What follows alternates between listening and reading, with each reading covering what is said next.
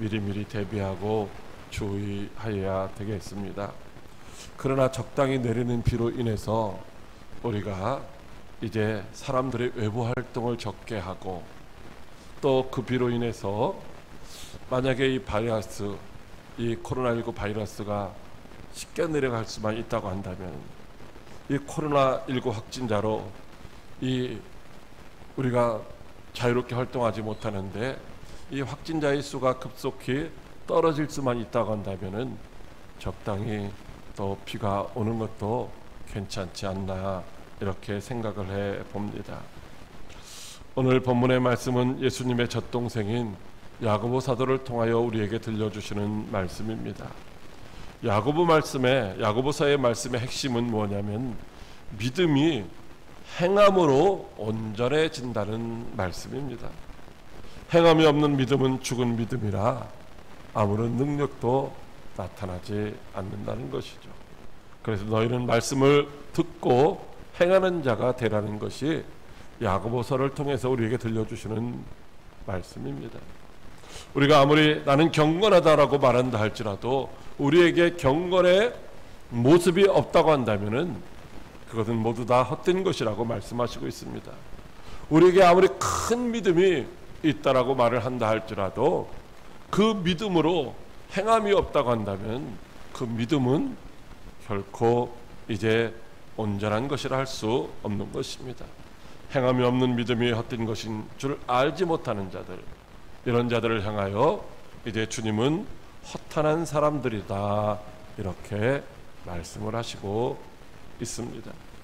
그러므로 행함이 없는 믿음으로 구원받은 줄 착각하고 있다가 주님 앞에서 내가 너를 도무지 모른다고 하실 때에 가슴을 치는 어리석은 자가 아니라 말씀을 믿고 순종함으로 주님 앞에서는 날 인정받고 멸류관 받아 쓰는 복된 성도 여러분들이 다 될 수 있기를 주님의 이름으로 축복합니다.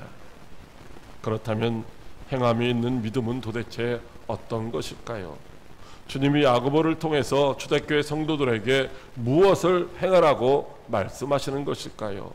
오늘날 우리들이 이제 마땅히 행할 바는 도대체 무엇일까요? 첫째로 사람을 차별하여 대하지 말라고 하십니다. 야고보서 2장 1절 말씀입니다. 내 형제들아, 영광의 주 곧 우리 주 예수 그리스도에 대한 믿음을 너희가 가졌으니 사람을 차별하여 대하지 말라. 아멘. 교회는 예수를 주와 그리스도로 믿는 사람들이 모인 그런 공동체입니다. 초대교회 역시 예수님을 주와 그리스도로 믿는 사람들이 모인 신앙 공동체였습니다. 예수를 주와 그리스도로 믿는 사람들은 하나님을 향하여 모두가 다 아바, 아버지라고 부르고 있습니다. 그러므로 교회 공동체는 주로 말미암아 하나님을 아바, 아버지라 부르는 형제요 자매들의 모임이라고 하는 것이죠. 그래서 야고보 사도는 교회 공동체를 향하여서 내 형제들아, 혹은 내 사랑하는 형제들아, 이렇게 부르고 있습니다. 예수를 주와 그리스도로 고백하는 모든 사람들이 다 한 아버지의 자녀들이라고 하는 것이죠. 예수를 주와 그리스도로 고백하는 모든 사람들이 그래서 다 한 형제요 자매라는 것입니다. 그러므로 이제 우리 가운데 빈부나 혹은 지위 고하를 따라서 사람을 차별해서는 안 된다는 것입니다. 형제 자매가 차별받으면 바로 하나님 아버지가 마음 아파하시고 속상해 하시기 때문인 것이죠. 여러분, 당시에 회당에 들어오는 두 부류의 사람들이 있었습니다. 회당은 어떤 곳이냐? 초대교회가 막 시작할 때에 거기서 율법을 가르치기도 하고 또 예배를 드리기도 하는 곳이었습니다. 그 회당에 예배드리러 들어오는 사람들 중에 부자도 있었고 또 가난한 자도 있었습니다. 지위가 높은 사람들도 있었고 지위가 낮은 사람들도 있었다는 것이죠.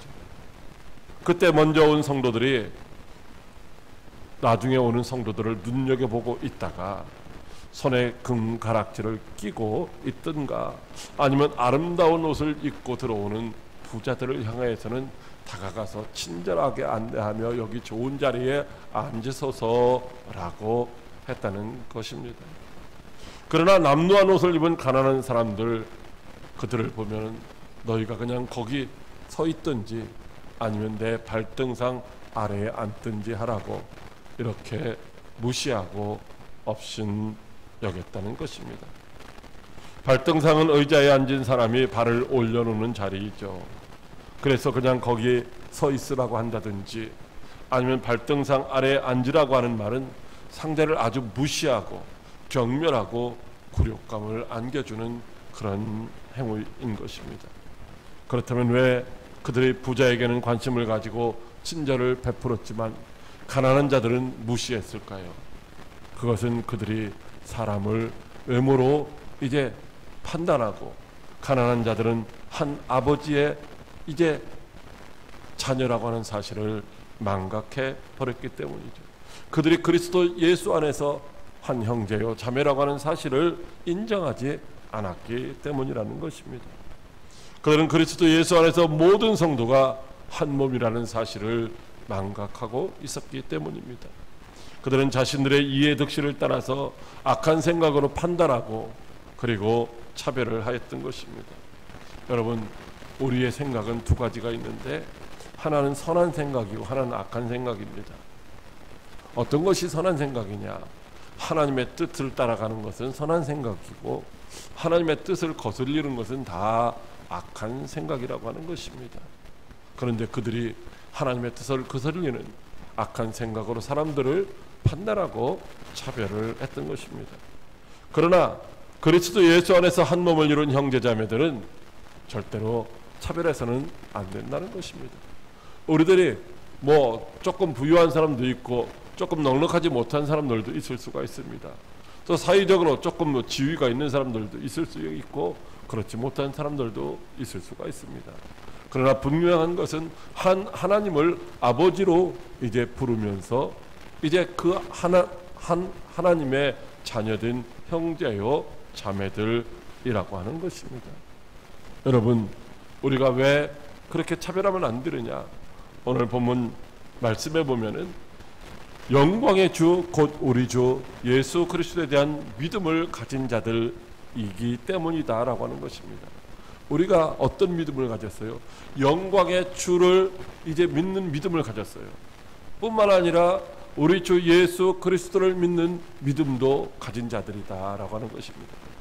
영광의 주라고 하는 이 표현은 비록 십자가를 짊어지고 죽으셨지만 사망 권세를 이기시고 부활하셔서 하늘로 승천하시고 하나님 보좌 우편에서 지금 천하만국을 호령하며 다스리고 계신 영광스러운 주님을 일컫는 칭호입니다.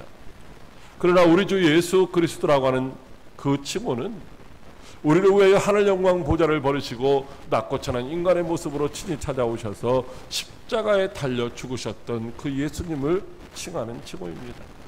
그러나 십자가에 달려 죽으신 그 예수님과 지금 하늘 영광 보좌 우편에서 영광스럽게 천하만국을 다스리시는 예수님이 다른 분이 아니라 동일한 예수님이시다라고 하는 것이죠. 그건 무엇을 의미하고 있습니까? 오늘날 비록 가난한 자의 자리에 있다 할지라도 영원히 가난한 것이 아니라 부자가 될 수도 있다는 것이고, 부자라 할지라도 또 가난한 사람으로 이렇게 전락할 수도 있다는 것입니다. 우리가 비록 이 땅에서 가난한 삶을 산다 할지라도 천국에서는 또 부유한 삶을 살 수도 있기 때문에 나타나는 것, 외적인 이제 것으로만 사람을 판단하고 차별해서는 안 된다는 것입니다. 오늘날 교회 안에도 보이지 않는 이런 차별이 존재하고 있습니다.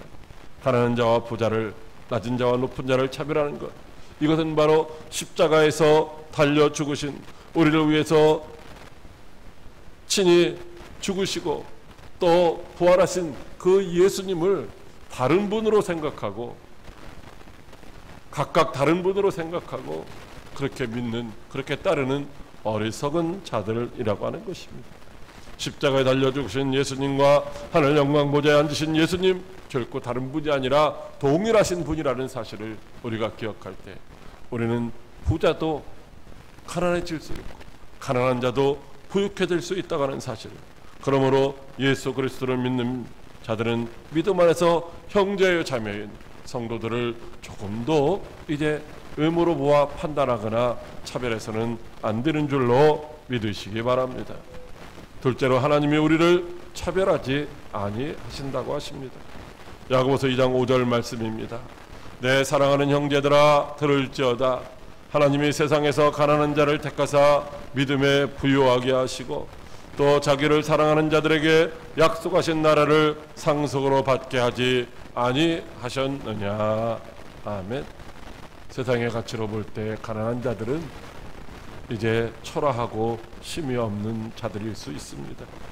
세상은 이런 가난한 자들에게 별 관심을 갖지 않고 오히려 멸시하고 업신여기기도 합니다. 그러나 하나님은 이런 가난한 자들에게 관심을 가지고 그들을 택하사 오히려 믿음에 부유하게 하신다고 말씀하시고 있습니다. 그래야 자기를 사랑하는 자들에게 약속하신 그 천국 하나님의 나라를 유업으로 받아 누리게 하시는 줄로 믿으시기 바랍니다. 하나님의 나라 천국은 하나님을 사랑하는 자들에게 약속되어진 곳입니다. 하나님의 나라 천국은 하나님을 사랑하는 모든 자에게 조금도 차별 없이 베풀어 주시는 은혜요 축복의 산물인 줄 믿으시기 바랍니다. 그렇다면 하나님은 왜 가난한 자를 택하여 믿음을 부요케 하시겠습니까? 기왕이면 부자들을 택하여 믿음을 부요케 하면 복음 전파가 더욱더 효과적으로 이제 나타날 수 있지 않겠습니까? 가난한 자들만 택하여 믿음을 부요케 하신다는 이 말씀은 어쩌면 부자들을 역차별하는 것은 아니겠습니까? 그러나 가난한 자들을 택하여 믿음을 부요하게 하시는 것, 이것은 결코 차별이 아니라는 것입니다. 왜냐하면 가난한 자들은 세상에서 의지할 것이 없기 때문에, 의지할 물질이나 의지할 사람이나 권세나 이런 것이 없기 때문에 오직 하나님만을 이제 의지하고 하나님만을 찾고 하나님만을 믿기 때문인 것입니다. 그러나 부자들은 하나님보다 자신의 물질이나 자신의 그런 권력을 의지합니다. 그러므로 부자들은 하나님의 사랑하는 자들에게 약속된 천국을 받아 누리기가 쉽지가 않다는 것입니다. 그러나 가난한 자들은 물질이나 권세가 아닌 그 가난한 심령으로 하나님을 찾기 때문에 하나님을 사랑하는 자들에게 약속된 그 천국을 다 받아 누릴 수가 있는 것인 줄 믿으시기 바랍니다. 야고보서 1장 12절에 시험을 참는 자는 복이 있나니 이는 시련을 견디어낸 자가 주께서 자기를 사랑하는 자들에게 약속하신 생명의 면류관을 얻을 것이기 때문이라고 말씀하시고 있습니다. 하나님을 사랑하는 자들은 가난으로 인하여 멸시와 시련을 믿음으로 극복한 사람들입니다. 하나님을 사랑하는 자들은 가난으로 인하여 교회 안에서조차 성도들에게조차 차별을 받으면서도 그것을 믿음으로 극복한 승리자들이기 때문입니다. 누가복음 6장 20절에 그래서 가난한 자는 복이 있나니 하나님의 나라가 저희의 것이라고 말씀하시고 있습니다. 가난한 자들은 세상에서 받아 누릴 기업이 없어도 하나님이 예비하신 그 유업과 면류관을 장차 반드시 받아 누리게 될 줄로 믿으시기 바랍니다. 사랑하는 광역교회 성도 여러분, 하나님은 결코 누구도 차별하지 아니하시는 분이십니다.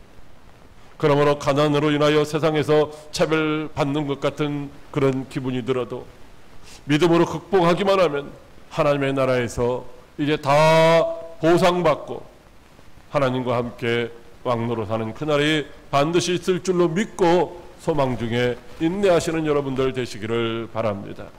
구원은 소유나 지위나 신분에 의해서 좌우되는 것이 아닙니다. 천국은 오직 믿음으로 받아 누릴 수 있는 것입니다. 하나님은 모든 믿는 자에게 영생을 주시고 천국을 주시는 줄로 믿으시기 바랍니다. 그러므로 차별받는다고 낙심하거나 절망하지 마시기를 바랍니다. 뿐만 아니라 세상의 가치로 사람을 차별하는 어리석은 자가 되어서도 안 되는 것입니다. 세상의 가치로 사람을 차별하는 자는 차별하지 아니하시는 그 하나님의 사랑을 입을 수가 없습니다. 세상의 가치로 사람을 차별하는 자는 약속하신 하나님의 나라를 결코 상속받을 수가 없다는 것입니다. 그러므로 모든 믿는 자들을 차별하지 아니하시고 영생과 천국을 주시는 그 하나님의 마음을 본받아서 사람을 세상의 가치로 차별하지 않는 그런 성도 여러분들이 되시기를 주님의 이름으로 축복합니다. 셋째로, 오직 내 이웃을 내 몸과 같이 사랑하라고 하십니다. 야고보서 2장 8절 말씀입니다. 너희가 만일 성경에 기록된 대로 내 이웃 사랑하기를 내 몸과 같이 하라 하신 최고의 법을 지키면 잘하는 것이거니와. 아멘. 하나님이 우리를 차별하지 아니하신다고 말씀하십니다. 그러면서 우리에게도 내 이웃을 그가 가진 소유나 그의 신분이나 그의 외모를 인하여서 차별하지 말라고 하십니다. 너희가 만일 성경에 기록된 대로 내 이웃 사랑하기를 내 몸과 같이 하라 하신 그 최고의 법을 지키면은 참 잘하는 것이라고 말씀하시고 있습니다. 여러분, 성경에 기록되어 있는 이제 하나님의 명령, 하나님의 법 중에서 최고의 법이 내 이웃을 내 몸과 같이 사랑하라고 하신 말씀인 것입니다. 바로 레위기 19장 18절에 내 이웃 사랑하기를 내 자신과 같이 사랑하라 하신 명령입니다. 이 말씀은 하나님을 믿는 모든 자들에게 주신 절대적인 명령인 줄 믿으시기 바랍니다. 마태복음 22장 37절로 40절 말씀입니다. 우리 같이 합독하겠습니다. 시작.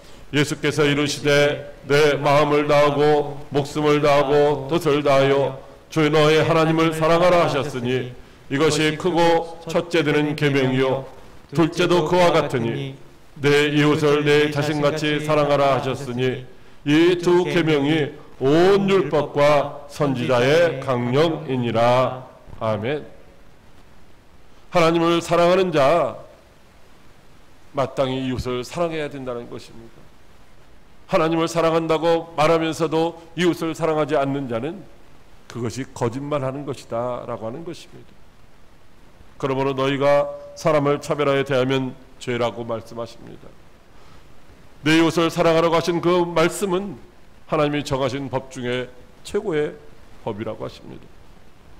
내 이웃을 내 몸과 같이 사랑하라는 그 하나님의 말씀을 지키지 않는 것은 마치 살인하지 말라 혹은 간음하지 말라고 하신 말씀을 지키지 않는 것과 동일하다라고 말씀하시고 있는 것입니다.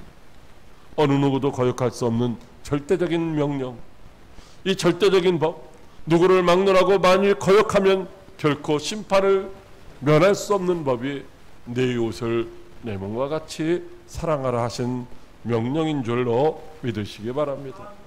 그러므로 예수님을 믿는다고 하는 자들은 마땅히 지켜야 할 말씀인 것입니다. 너희는 자유의 율법대로 심판을 받을 자처럼 말도 하고 행하기도 하라고 말씀하십니다. 예수를 그리스도로 믿는 자들은 자유의 율법대로 심판을 받을 자라는 것입니다. 여러분, 예수 믿는 사람들이 심판받는다는 거예요. 어떤 것으로? 자유의 율법으로. 자유의 율법이 무엇입니까? 자유의 율법은 자유하게 하는 온전한 율법인 바로 복음을 의미하는 것입니다. 야고보서 1장 25절 말씀에 자유롭게 하는 온전한 율법을 들여다보고 있는 자는 듣고 잃어버리는 자가 아니요 실천하는 자니 이 사람은 그 행하는 일에 복을 받으리라고 말씀하시고 있습니다. 우리가 말씀이 증거되고 선포할 때 아멘 아멘 아멘 하지만은 듣고서 잊어버리는 것이 아니라 듣고서 지켜 행하는 자에게 복이 있다라고 말씀하시고 있는 것입니다. 그러므로 복음을 믿는 자들은 복음을 말로만 이제 전하는 것이 아니라 행함을 통하여 이제 증거하는 증인이 되어야 할 줄로 믿으시기 바랍니다. 왜냐하면 복음에는 반드시 심판이 있기 때문입니다. 고린도후서 5장 9절로 10절에 그런즉 우리는 몸으로 있든지 떠나 있든지 주를 기쁘시게 하는 자가 되기를 힘쓰느라 이는 우리가 다 반드시 그리스도의 심판대 앞에 나타나게 되어 각각 선악간에 그 몸으로 행한 것을 따라 받으려 함이라고 말씀하시고 있습니다. 언젠가 알 수 없지만 반드시 이제 하나님의 심판대 앞에 서는 날이 있다는 것입니다. 그때 우리가 행한 대로 선악간에 선을 행한 자는 선한 것으로 악을 행한 자는 악한 것으로 즉 선한 일을 행한 자는 영생으로 악을 행한 자는 영벌로 심판을 받으리라는 것입니다. 사랑하는 과역교회 성도 여러분, 우리의 이웃을 우리 몸과 같이 사랑하는 것 그러나 결코 쉬운 일이 아니라는 것입니다. 그가 가난하고 그가 낮은 자라고 한다면 더더욱 그들을 내 몸과 같이 사랑하기가 쉽지가 않다는 것입니다. 그러나 가난하고 낮은 자들을 주님은 긍휼히 여기라고 말씀하시고 있습니다. 가난하고 힘이 없어 고통당하는 자들을 불쌍히 여기라는 말씀입니다. 왜 그렇습니까? 왜냐하면 우리도 하나님의 그 긍휼히 여기시는 사랑으로 구원받은 자들이기 때문입니다. 로마서를 통해서 우리에게 말씀하시기를 우리가 여전히 죄인되어 있었고 우리가 연약하여 아무것도 쓸모없었고 하나님과 원수되어 있었던 그때에 하나님이 우리를 긍휼히 여기시는 사랑으로 말미암아 독생자 예수 그리스도를 십자가에 내어주셔서 흘리신 보혈을 믿는 자마다 이제 죄사함을 받아 멸망치 않고 영생을 얻어 누리게 하셨기 때문인 것입니다. 그러므로 이웃을 긍휼히 여기라고 말씀하십니다. 이웃을 긍휼히 여기지 않는 자는 긍휼이 없는 심판을 받을 수밖에 없다는 것입니다. 여러분, 우리가 살아가는 동안 이제 예수 믿는다고 해서 아무런 죄도 안 짓고 온전한 삶을 살아가는 사람이 누가 있겠습니까? 마지막 심판대 앞에 이제 그래서 우리가 심판대 앞에 서는 그날 하나님이 우리를 긍휼히 여기지 아니하시면 아무도 그 심판을 면할 수가 없다는 것입니다. 그러나 긍휼은 심판을 이기고 자랑한다라고 말씀하시고 있습니다. 이웃을 긍휼히 여기는 자는 하나님께 긍휼히 여김을 받아서 영벌의 심판을 받는 것이 아니라 이제 영생의 심판을 얻어서 자랑할 수 있게 된다는 말씀입니다. 우리는 하나님께 긍휼히 여김을 받지 못하면 영벌의 심판을 피할 수가 없는 연약한 존재들입니다. 시편 기자는 그래서 시편 41편 4절에 여호와여 나를 긍휼히 여기소서 내가 주께 범죄하였사오니 내 영혼을 고치소서라고 간구하였고, 또 시편 51편 1절에도 하나님이여 주의 인자를 쫓아 나를 긍휼히 여기시며 주의 많은 자비를 쫓아 내 죄과를 도말하소서라고 간구하고 있습니다. 우리 모두는 우리를 긍휼히 여기시는 하나님의 사랑 안에서 구원받은 자들입니다. 그러므로 하나님의 긍휼히 여기시는 그 사랑 안에서 구원받은 우리도 마땅히 내 이웃을 이제 내 몸과 같이 사랑할 수 있는 긍휼한 마음을 가지고 살아야 할 줄로 믿으시기 바랍니다. 그러므로 우리를 긍휼히 여기시는 하나님의 마음을 달라고 우리도 늘 간구해야 합니다. 그리고 우리를 긍휼히 여기시는 그 하나님의 마음으로 우리의 이웃들을 긍휼히 여겨야 하는 것입니다. 이웃을 긍휼히 여기는 하나님의 마음으로, 그래서도 예수 안에서 한 몸을 이룬 형제요 자매인 이웃을 음으로 보고 판단하거나 차별하지 않고 자기 몸과 같이 사랑하는 복된 성도 여러분들 다 되셔서 마지막 날 주님 앞에서 면류관 받아 쓰고 약속하신 하나님의 나라 천국을 이제 상속받는 복된 성도들이 다 되시기를 주님의 이름으로 축복합니다. 기도하겠습니다. 살아계셔서 역사하시는 참 좋으신 하나님,